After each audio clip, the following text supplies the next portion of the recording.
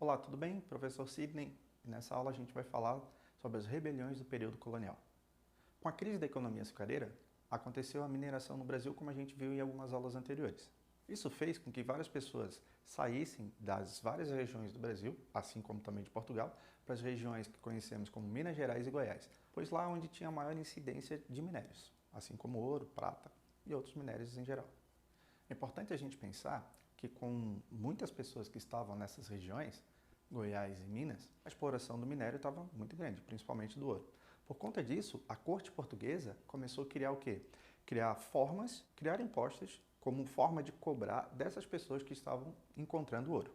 E foi criada uma coisa chamada casa de fundição. E nessa casa de fundição foi criado um imposto chamado de 1/5. Ou seja, todo ouro que lá chegava era derretido, era transformado em barra, e ali o governo já tirava 1/5, ou seja, 20% do ouro. Era uma forma de cobrar sem que as pessoas tivessem muito como fugir. Daí, inclusive, que se criou um dito popular, o Santo do Pau Oco. Algumas procissões da Igreja Católica se fazia a procissão e também a utilização de algumas imagens. E nessas imagens, elas eram feitas de madeira oca, e lá dentro se colocava ouro, como uma forma de quê? Durante a procissão, se fazer, se levar de um lado para o outro sem que o governo tivesse conta e que não acontecesse a possibilidade de fazer essa cobrança. Era uma forma clandestina de tentar levar o ouro de um lado para o outro sem que fosse feita a cobrança desses impostos.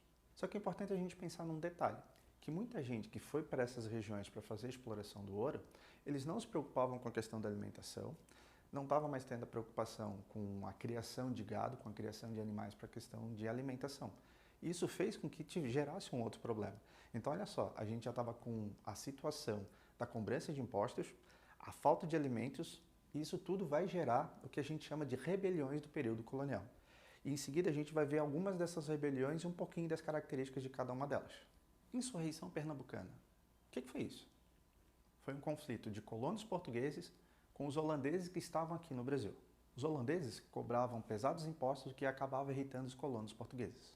Em 1645, João Fernandes Vieira, importante senhor de engenho, com apoio de um indígena potiguar e de um africano liberto, comandaram tropas portuguesas contra o governo holandês aqui no Brasil. Em 1648, holandeses e espanhóis fazem um acordo de paz e os espanhóis acabam entregando as terras holandesas para aqueles insurretos que haviam dominado as regiões aqui no Brasil. O grande problema é que portugueses e holandeses, eles continuaram batalhando, estando em conflito aqui no Brasil. E surgiu uma batalha conhecida como Batalha de Guararapes. Isso fez com que os holandeses se enfraquecessem e isso possibilitou que os portugueses expulsassem os holandeses. Os holandeses vão para a região das Antilhas, eles vão começar a produção da sua própria cana-de-açúcar e isso vai gerar o que a gente já viu, que foi a crise da economia açucareira no Brasil. Revolta dos Beckman aconteceu no ano de 1684. Esse conflito aconteceu na região do Maranhão, e nessa região eram muito exploradas as drogas do sertão. E o que seriam as drogas do sertão? Produtos extraídos da natureza, principalmente na região da Amazônia. Produtos como o guaraná, a pimenta, o cacau. É importante a gente pensar que a mão de obra utilizada nessa exploração dessas drogas do sertão é uma mão de obra escrava indígena. O grande problema é que os jesuítas, eles não aceitavam essa exploração, não aceitavam essa escravidão indígena. E uma coisa que é importante da gente pensar, não é porque eles eram tão bonzinhos assim, porque eles também faziam a exploração da mão de obra dos indígenas, mas eles pensavam e acreditavam no seguinte, que o indígena, melhor falando, ele também tinha alma. Então ele não deveria ser escravizado. Então os portugueses não podiam, os colonizadores portugueses não podiam, mas eles acabavam de uma certa forma explorando sim a mão de obra indígena. Aconteceu uma tentativa de trégua e para acabar com esse problema, acabar com essa situação. Então foi criada a Companhia de Comércio do Maranhão.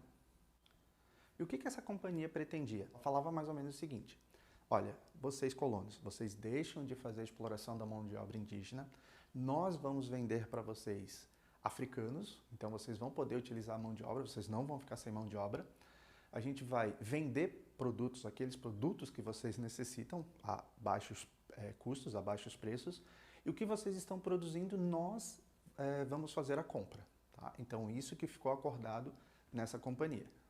O grande problema é que tudo isso que foi prometido acabou não sendo cumprido. e vai gerar uma manifestação. No ano de 1684, Manuel Beckmann vai liderar uma manifestação e uma rebelião para tentar resolver essa situação. Armazéns da Companhia de Comércio foram invadidos, regiões jesuíticas, vilas jesuíticas também foram tomadas, foram invadidas pelos colonos portugueses. E essa revolta foi controlada por soldados portugueses e o líder das rebeliões foram condenados à morte. A Companhia de Comércio do Maranhão foi extinta, acabaram com ela, e a escravidão indígena voltou a acontecer, juntamente com a escravidão africana. Então agora, os colonos portugueses tinham duas formas de mão de obra. A mão de obra indígena, a mão de obra escrava indígena e a mão de obra escrava africana. Temos também a Guerra dos Mascates, que aconteceu no ano de 1710. Esse foi um conflito de pessoas de Olinda e da região de Recife. Esse foi um conflito, como eu falei há pouco, baseado e relacionado à questão do problema da crise açucareira, onde o açúcar que era produzido aqui no Brasil já não era mais tão valorizado assim. Por conta do quê? Porque os holandeses foram expulsos aqui da região, foram para a região das Antilhas, começaram a produzir o açúcar deles, a cana-de-açúcar deles. Então, eles usavam essa mão de obra, eles usavam essa matéria-prima, esse açúcar, era levado para a Europa, lá eram feitos os produtos derivados da cana-de-açúcar e isso gerou essa crise açucareira aqui no Brasil. Então, as pessoas de Olinda, as pessoas de Recife estavam discutindo e tentando resolver uma solução por conta disso. A região de Recife acaba fazendo vários empréstimos. Isso leva com que os colonos, os senhores de engenho, os produtores de cana-de-açúcar, acabassem ficando ainda mais endividados. Em 1710, Recife acaba virando uma vila. Esse fato acaba desagradando as pessoas de Olinda por conta de quê? Que eles também querem acabar virando uma vila. Por quê? Porque na condição de vila, as pessoas iam ter mais possibilidades, conseguir melhores empréstimos, ser mais vistos, ser mais reconhecidos. Então isso acaba gerando um grande conflito. O governo de Portugal acaba intervindo nessa relação, várias pessoas são presas, principalmente as pessoas de Olinda, e a região de Recife acaba virando a capital de Pernambuco. Revolta de Vila Rica. Um movimento, uma revolta que aconteceu no ano de 1720. Conflito que aconteceu na região que hoje nós conhecemos como Ouro Preto, que fica lá em Minas Gerais. O principal motivador dessa revolta é que a população estava exigindo a baixa do preço dos produtos e a extinção da casa de fundição, que acabava cobrando o imposto do quinto, o que dificultava muito a questão da exploração do minério. Inconfidência Mineira, que aconteceu no ano de 1789. Aqui a gente tem uma manifestação bem pitoresca, a presença de uma figura de um cara chamado Joaquim José da Silva Xavier, vulgarmente chamado de Tiradentes. Como a gente já falou, Minas Gerais era uma região muito importante, principalmente pela questão da exploração de ouro e outros minérios. Tenta a gente pensar que o ouro acabou ficando escasso. Mas como assim escassez?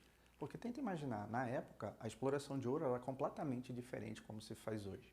Então as pessoas iam com bateias, que eram peneiras, as pessoas iam lá à margem do rio e ficavam lá peneirando para ver se acabavam encontrando o ouro ou não. Então não é que o ouro estava acabando, mas dessa forma era muito difícil de se encontrar. Então por conta disso que a gente acabou tendo uma escassez, ou seja, começou a faltar ouro. Então, tanto para as pessoas que estavam explorando, quanto para a colônia portuguesa, para os portugueses que estavam cobrando imposto, então isso acabou gerando um sério conflito. Mas como assim, professor? Por que um sério conflito? Porque Portugal, mesmo percebendo essa escassez, ele não queria saber. Ele continuou fazendo a exploração do ouro. E mais, Portugal ameaçou de criar um sistema chamado de derrama. O que seria derrama? Eles iam cobrar de qualquer forma, a qualquer custo, o imposto em cima do ouro. Nem que eles tivessem que entrar nas casas das pessoas para buscar qualquer coisa. Se tivessem ouro ali roubado, escondido, alguns móveis, algum dinheiro. Então, dessa forma que eles iam fazer a cobrança. Essa prática ficou conhecida como derrama. Então surgem alguns pensadores, principalmente influenciados pela ideia iluminista, a ideia de liberdade, igualdade e fraternidade. As pessoas também se inspiraram lá na independência das 13 colônias, que aconteceu em 1776, onde também tiveram os ideais iluministas. Bom, se lá eles conseguiram a independência, essa manifestação também ficou conhecida como um movimento, uma manifestação que visava também a emancipação. Dá para dizer que é a independência do Brasil? Talvez não, mas que eles buscassem uma emancipação, uma forma de eles estarem meio que independentes, meio que livres para governar a região de Minas.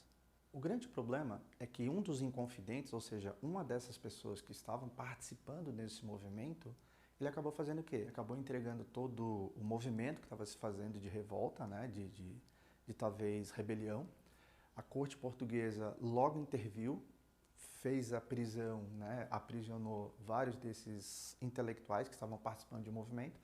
E como eu falei agora há pouco, surge a figura de um cara que era militar, Joaquim José da Silva Xavier, o Tiradentes. Esse cara, ele foi preso, ele foi condenado, foi julgado, ele foi esquartejado e o corpo dele ficou dividido para que as pessoas ficassem com temor. Então esse movimento também foi abafado.